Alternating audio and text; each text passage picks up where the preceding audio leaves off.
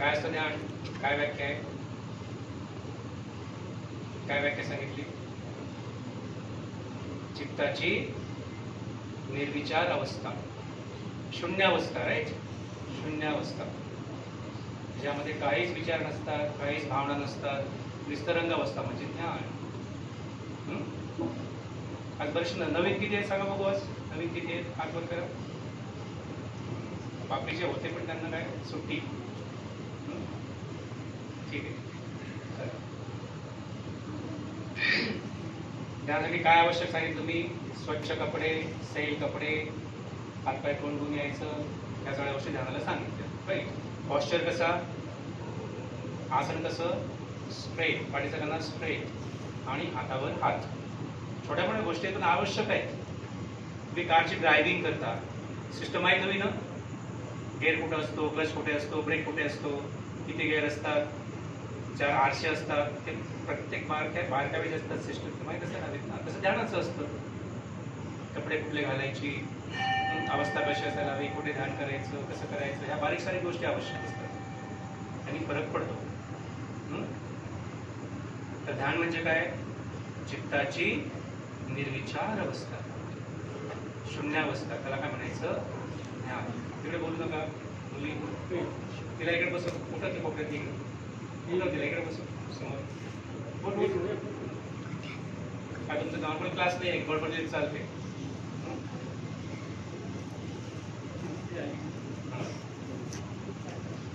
Okay, लक्ष द्या.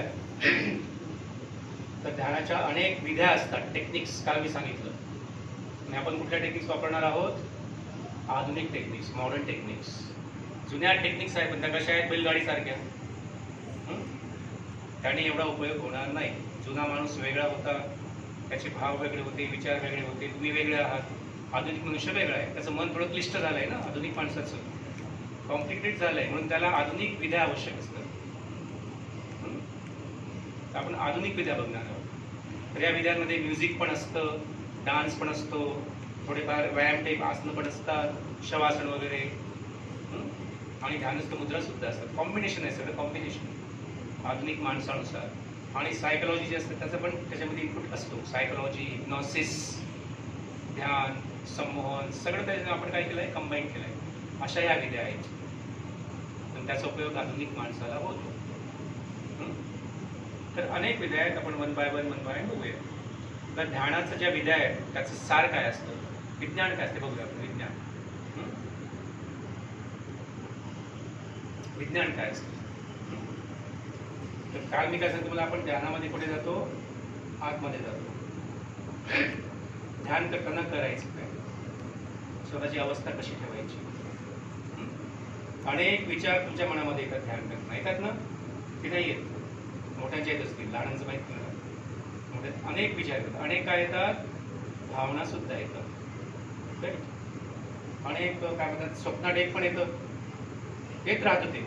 आणि सध्या तुमची स्थिती कशी आहे? अधिक क्लस्टरमध्ये येतो. एकामागून एक सगळे ट्रॅफिक जाम असतं ना, त्याप्रमाणे येतं. एक विचार, दुसरा विचार, तिसरा विचार, एक भाव, दुसरा भाव, तिसरा भाव, असं एकखट्ट येतं ते. ग्रुपमध्ये येतं, राईट? त्यामुळे तुम्हाला समजत नाही एक विचार कुठला, दुसरा कुठला, तिसरा कुठला, गॅप नसतो त्याच्यामध्ये. गॅप तुमच्या लक्षात येत नाही विचारांमध्ये. समजा एक विचार आला, एक कार आली रोडवर, लगेच दुसरी चिटकून आली, लगेच तिसरी आली, अजून 4-5 कार आल्या, तर कळेल का तुम्हाला? काय होणार आहे? एकदम घोळका होईल त्याचा. तर एक कार आली सुद्धा आणि खूप मोठा गॅप आहे, तर कळते एक कार आली, मग थोडा गॅप आहे, दुसरी कार येते, थोडा गॅप आहे, तिसरी कार येते, थोडा गॅप आहे. असं ध्यानामध्ये होतं. तर तुम्ही ध्यान करत जा, तुम्ही डेथ आल्यावर एक विचार येणार, थोडी गॅप पडणार, त्या गॅपला बघायचं असतं. पुन्हा दुसरा विचार येणार, गॅप पडणार, त्या नुसतं बघायचं निष्पक्षपणे. ध्यानामध्ये विचारांना, भावनेंना निष्पक्षपणे, तटस्थपणे बघायचं असतं. कुठलाही विचार वाईट नसतो, कुठलाही विचार चांगला नसतो. त्या व्याख्या तुम्ही दिलेल्या आहेत, ते लक्षात घ्या. कुठलाही विचार काय नसतो? वाईट नसतो. कुठलाही विचार चांगला नसतो. कसा असतो? तटस्थ. एखादी कार आली, तुम्ही म्हणाल कार चांगली आहे आणि ही कार वाईट आहे असं म्हणाल का? असं कोणी म्हणतं का कारला?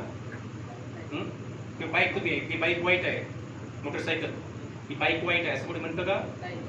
जसे विचार असतात, कुठलाही विचार वाईट नसतो, कुठलाही विचार चांगला. त्याला कसं बघायचं? निष्पक्षपणे, तटस्थपणे बघायचं. इकडे बघा माझ्याकडे, वळवळ करू नका. इकडे बघा, शांत, स्पष्ट, स्थिर. मला स्पष्ट आम्ही शांत बसणार. स्पष्ट द्या अशा. Give the order to your mind. शांत बसायचं. विचारांना कसं बघायचं? तटस्थपणे. त्याला म्हणतात ध्यानामध्ये साक्षी भाव. काही शब्द तुम्ही लहान अजून लक्षात नाही येणार, थोडं ऐकून घ्या, नंतर लक्षात येईल. नाही आलं तरी चालतं लक्षात.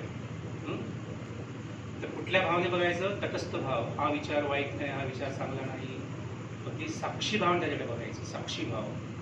इंग्रजीत त्याला काय म्हणतात? विटनेस. इंग्रजीत काय म्हणायचं? विटनेस. मराठीमध्ये साक्षी भाव.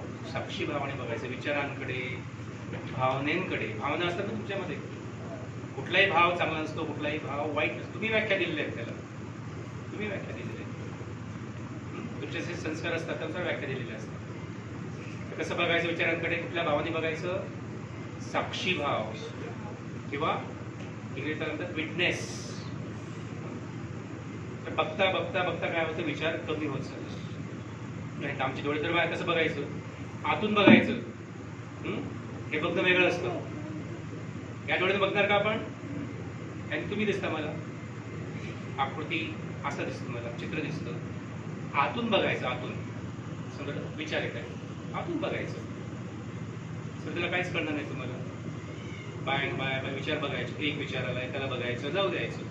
दुसरा येतोय, जाऊ द्यायचं. तिसरा येतोय, जाऊ द्यायचं. कधी कधी भावना येते, त्याला जाऊ द्यायचं. कधी क्रोध येतोय, बघायचं त्याला निष्पक्षपणे.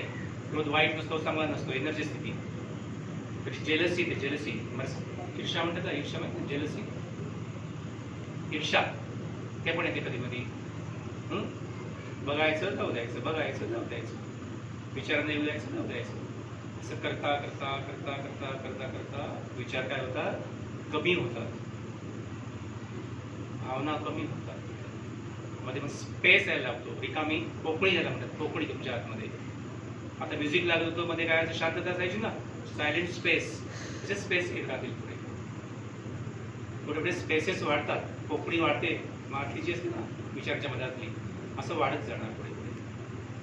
असं एकदम होणार नाही. ओके, असं करत करत करत एक दिवस असा की तुम्ही निर्विचार अवस्थेला प्राप्त होता, शून्य अवस्था. मन राहतं तिथेच, मन कुठे जात नसतं. ओके, बॉडीतून कुठे जाणार नाही, ते शांततेस. मन, तुम्ही म्हणाल मन कुठे जाणार? मग बॉडी तिथेच असते, मन पण आतमध्ये, पण त्याच्या पलीकडे तुम्ही जाता. पुढे जाता, पलीकडे. पलीकडे जाता यायला पाहिजे. Beyond mind. योगामध्ये त्याला म्हणतात उन्मणी अवस्था. उन्मणी अवस्था, उन्मणी, मनाच्या पलीकडे. इंग्रजीत काय म्हणायचं त्याला? Beyond mind. तुला जायचं बाबा वगैरे, मग कशाला बोलतो मागे? कुठली अवस्था पाहिजे त्याला? मनाच्या पलीकडे. कुठली अवस्था पाहिजे? उन्मणी अवस्था, बियॉन्ड माइंड. मन तिथेच असतं, बॉडी पण तिथेच आहे, पण तुम्ही कुठे असता? मनाच्या पलीकडे, शरीराच्या पलीकडे. उन्मणी अवस्था, किंवा तुम्ही आत्मस्थ होता, आत्म्यामध्ये प्रवेश करता. येते का थोडं लक्षात? नवीन सगळ्या नवीन आहे तुम्हाला. बॉडी इथेच, बॉडीला काहीच होणार नाही, बॉडी इथेच राहणार, मन पण राहणार, अधिक क्लिष्टच होत राहणार, असतं मन क्लिष्ट. त्याच्या पलीकडे तुम्हाला जायचं. पलीकडे गेलात, त्यामध्ये स्थिरावलात, जास्त स्थिरावलात तर तुम्ही मग ध्यानस्थ व्हायला लागता. ध्यान तुमच्यामध्ये घडायला लागते. ध्यान कोणी करू शकत नाही, ध्यान घटत असतं. काय ध्यान काय का होत असतं? घटत असतं, केल्याने होत नाही. झोप, तुम्ही झोप दररोज झोपता तुम्ही, झोप आणल्याने येते का? आता मला झोपायचंच, झोपायचंच, आणल्याने येते का झोप? झोप काय होते? आपोआप कधी कळत नकळत येते आणि तुम्ही झोपता. तसं ध्यानाचं असतं. ह्या टेक्निक्स आहे, टेक्निक्स करत राहाव्या लागतात. करता करता करता करता ध्यान कधी कधी घटून जातं.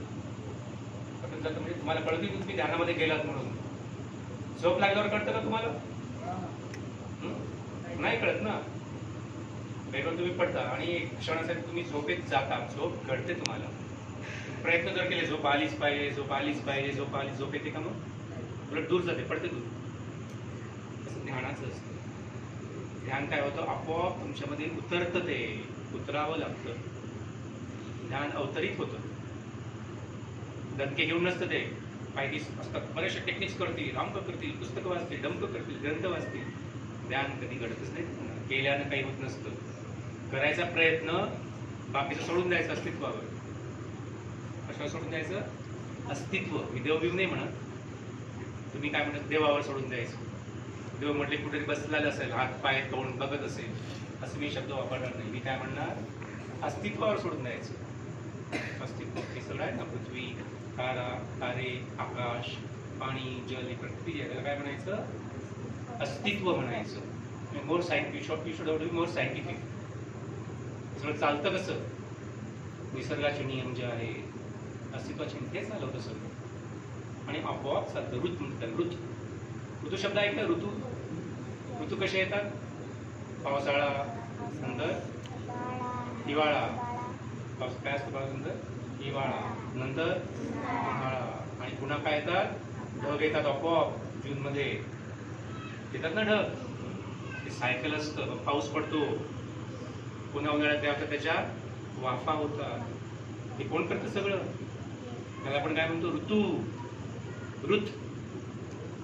ऋत म्हणजे निसर्गाचे नियम जे एका मागो एक नियमाने घटित होतात.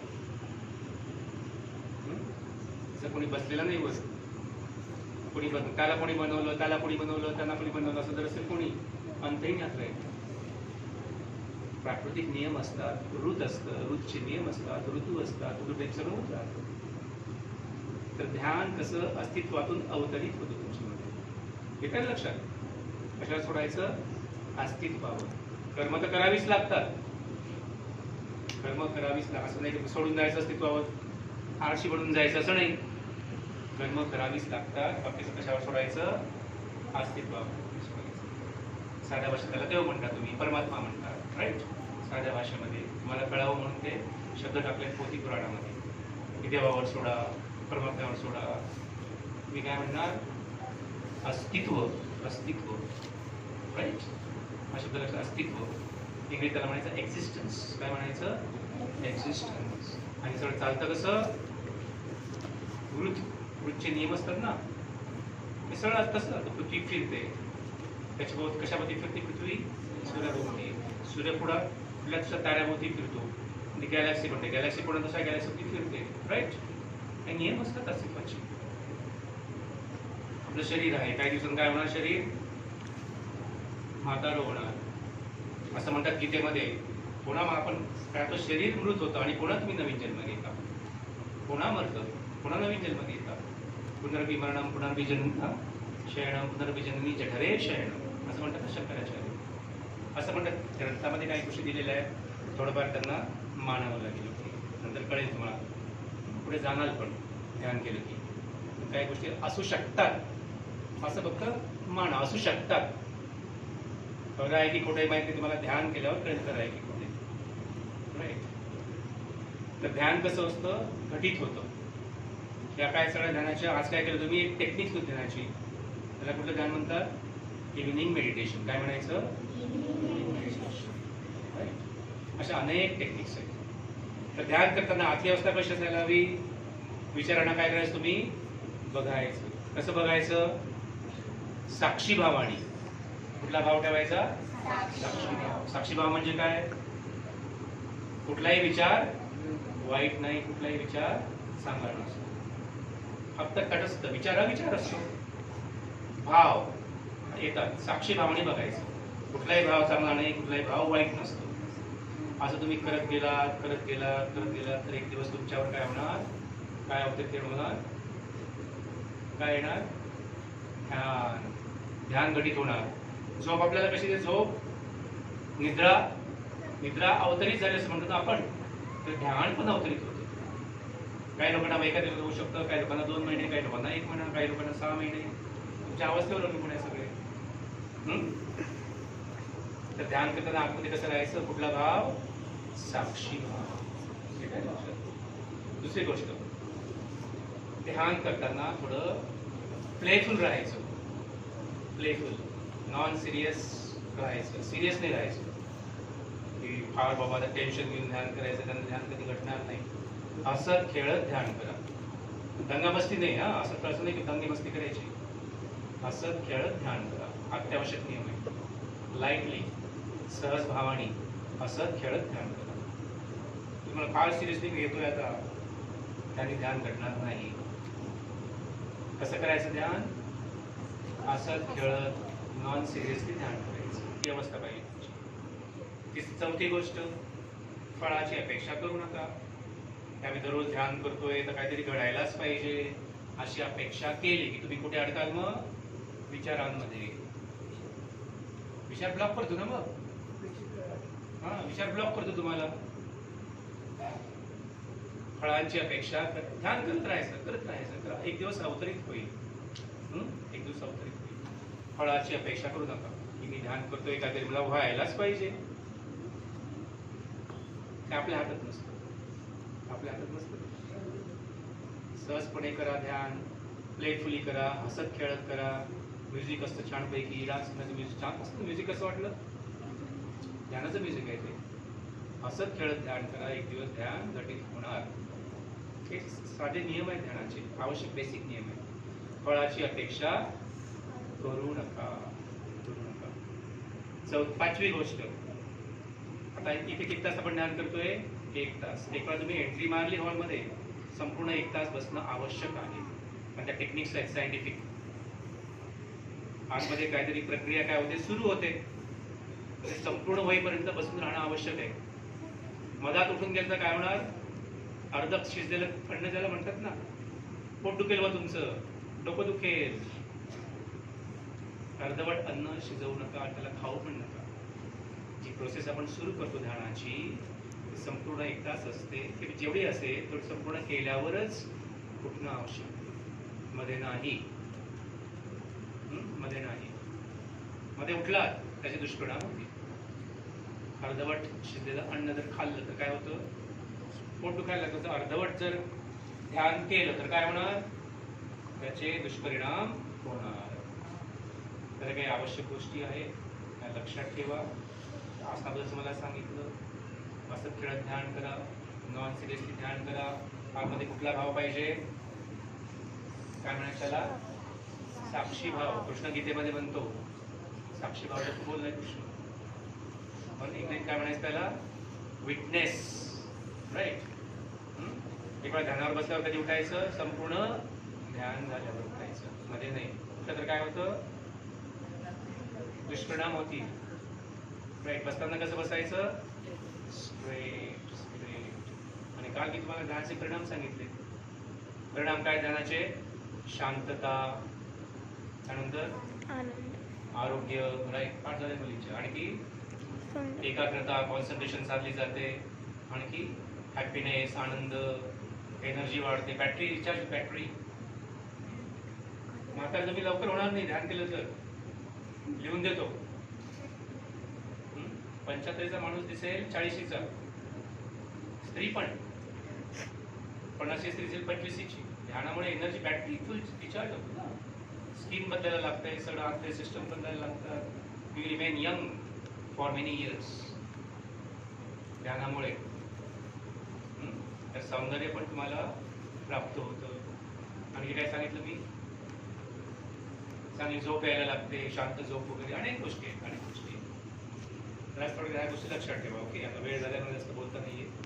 पुढं कीर्तन पण आहे ना, त्या लक्षात ठेवा. उद्या किती वाजता यायचं? 6:30 वाजता. आणि मस्ती करताना येऊच नका. आज मी या